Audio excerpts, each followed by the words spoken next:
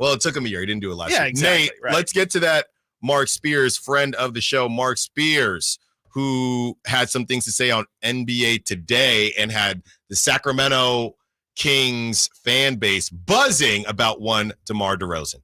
Director Kathy, let's go. They're a dark horse to get DeRozan. I want to see the Kings do something, make some moves, get back to the postseason. Kings will be back in the postseason next year. Oh. They got a move coming soon. Wow. Dark horse to get DeRozan, Yep. move coming soon. That turned into, I saw at one point, it turned into they missed out on DeRozan. There were a lot of different, it's a game of telephone, but it's right there. It's right there. The There's no audio is telephone. literally right there. And I saw somebody, I saw that we missed out on DeRozan. So Marc Spears, and obviously that was done during a game. There was a spin the wheel game. Chris, you promotions, you know how we got wheels downstairs in the garage. Love a wheel. People do love a good wheel. It's incredible. It's actually it's a great social experiment. Just put up a wheel. The amount of people who would walk up to the promotions table and we would say like, "Hey, sorry, we ran out of prizes," and they're like, "Can I spin the wheel?" And I'm like, "You can, but you literally won't win anything." And they're like, "Yeah, no, that's fine. I just want to spin the wheel." It's a great crazy. Sound. It's insane. Yeah, it's actually insane. Yeah, I just want to spin it. Price is Right style. Yeah. So you have Marc Spears coming out and saying this, and everybody went wild. It went in 8,000 directions. What was your first thought when and this basically broke towards the end of our show yesterday? Yeah, I think it was like the second to last segment of our show. It was definitely interesting for sure. Definitely a good bit of confusion just because DeMar is very much unlike all the other players that we've seen whispered. Everybody else is a certain, no disrespect to DeMar, but like there's a certain level of star, I guess. It would have a certain amount of weight, and it feels like DeMar is kind of, it already feels like the tier of guys that the Kings are talking about right now in the grand scheme of things are third tier guys. And I would say DeMar is like a middle or high fourth tier guy. So he's definitely a different level than those others. And he's also a free agent, which is much different than anybody else as well. So just initially a lot of confusion. And then even the fit itself, really the only thing I could sell us on yesterday was his free throws. And, the Kings talking about so much, hey, we need to, if we hit 75 or 80% of our free throws, then we would have won 50 games last year. Well, DeMar takes about 7.5 a game and shoots it at 85%. Seems like a pretty good way of raising your overall field goal or free throw percentage. I say all this to say, I don't think it makes a lot of sense from a team perspective. I think you can make it make sense, but it's a bit of a tight fit. It just, DeMar is a pretty ISO heavy player. He's a heavy mid-range player, is definitely not a 3-point shooter at all. Doesn't really take many. Yeah. And he's a decent 3-point shooter when he takes it 33 to 35%. He's gotten better. That's good. That's good to hear at least. But he's a great playmaker. He brings things to the table. It's just I'm not sure if it's the things that I would have said the Kings should address, if that makes sense. Yeah. When you told me yesterday that he's played so much 4, I shocked me too. I was not ready for that. And maybe he could play 4. Okay, I'm listening. Yeah, I guess. And he's strong. Yeah. I think that's the hope with the 4. And we do say that the Kings can be a little too 3-point reliant. Sure, so you get his mid-ranges with De'Aaron Fox's mid-ranges and floater game as well. I see it, but if he's not taking the MLE, he already said that. That report came out. He wants to get paid a decent amount of money. I don't know. If you're asking me who makes his team better, DeMar DeRozan, or let's throw him into, and like I said, I'm removing Lauri Markkanen. But if you're asking me who makes his team better between DeMar DeRozan, Brandon Ingram, and Kyle Kuzma, I'm not putting DeMar DeRozan above Kuzma. Yeah. And I don't think I'm putting him above Ingram either. I think I would agree with that. Yeah. I feel like, DeMar is a really, really good player, but, he's also the oldest option of all these guys. DeMar is definitely in the back stretch of his career. This will probably, if it is a big contract, it's probably the last one he'll get. It's just it's just not a perfect fit. And I really do like DeMar as a player. I just don't know if he's the one that I envisioned being the final piece for this. And then it's also a matter of, the Kings can't just sign him to the mid-level exception. They're going to have to work out a sign and trade. I know, the Clay sign and trade ended up being 2 second-round picks.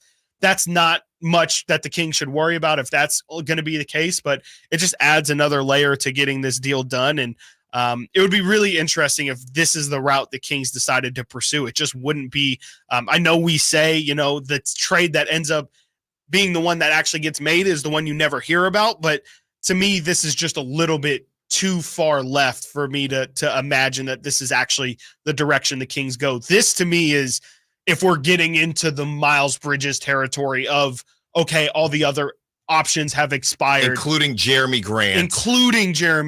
Absolutely. Then I'm okay. I shouldn't even say okay, because I am fine with them pursuing DeRozan, but then it's, to me, more understandable that they go this route. Okay, if we're tiering them, right? Sure. And we have, fine. Marketing will be number one. Okay. I have to do that. Ingram, Kuzma in the same tier. Are you putting DeRozan a tier above Zach LaVine, or are you putting them in the same tier as far as acquiring them? I guess all things considered, it'd be same tier if you're factoring in Zach's contract and Zach's potentially injury history as well. Not that DeRozan, again, is super, super clean in terms of a bill of health, but he's definitely been more healthy, more reliable than Zach. I would probably rather have DeRozan than everything that comes with LaVine. Mm-hmm. But I might change my mind if I see that the Kings get 2 second-round picks with LaVine. But just as the options on a surface level, I would say I would probably do, Laurie tier 1. I would put Kuzma, Grant, and Ingram in tier 2 for me, probably in that order as well. And then I would probably in the third tier have DeRozan, LaVine, and then probably in a fourth tier have Miles Bridges and I should also put Cam Johnson probably in the bottom. I'd rather have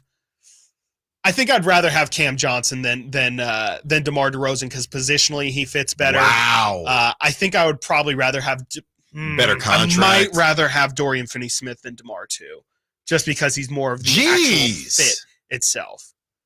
I think I would probably rather have Dorian Finney-Smith because he's definitely not the caliber of player of DeMar, but to me, he fits the role that I think, he would come in as a role player, no illusion of being a star, but I think the dirty work he would do at that 3 spot would be more beneficial than what DeMar could bring.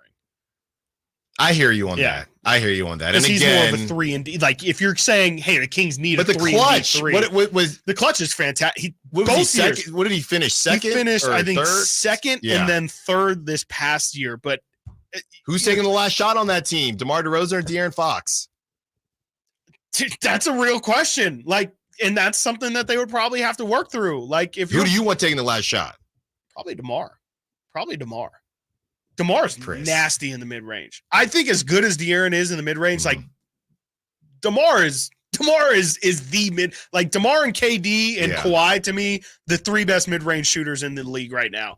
De'Aaron's great. De'Aaron, when he got to that spot 2 years ago, he was at that level, but DeMar's been doing it for so long, and he's got a signature shot. He backs you down and takes that turnaround jumper. It's cash from anywhere. He's hit corner threes, corner game winners, hitting that turnaround shot. I feel, maybe I'm crazy. I feel like the numbers might justify it. I'm taking DeMar in the last minutes over De'Aaron. I don't think you're crazy. I think it leads to a larger conversation that I don't know if we want to have today, but if he was on the team, I definitely don't think he would be crazy. And I don't even know how much De'Aaron would be opposed to it, to be completely honest with you. No, I don't know either. I mean, he let Malik kind of take a bit of the reins last year, but I do wonder how much De'Aaron feels like that's kind of my thing, not necessarily in a super selfish way, but kind of like this is where I make my impact felt the most. We talk about how this Kings team really does kind of play in patterns, and Sabonis usually murders the first quarter. We'll have 11, 7, and 7 by the end of the first quarter. And then Malik kind of gets going, and you want Kevin and Keegan to get going. And then by the time the fourth quarter comes, that's all De'Aaron Fox. He usually has 10, 12, maybe 14 points heading into that fourth. And then you kind of expect a double-digit fourth quarter from him. So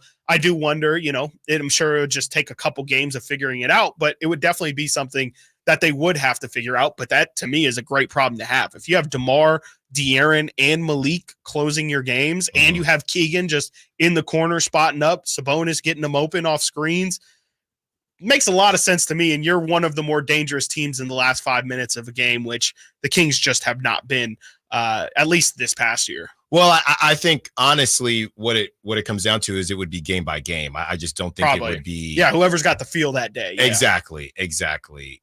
Chris, this is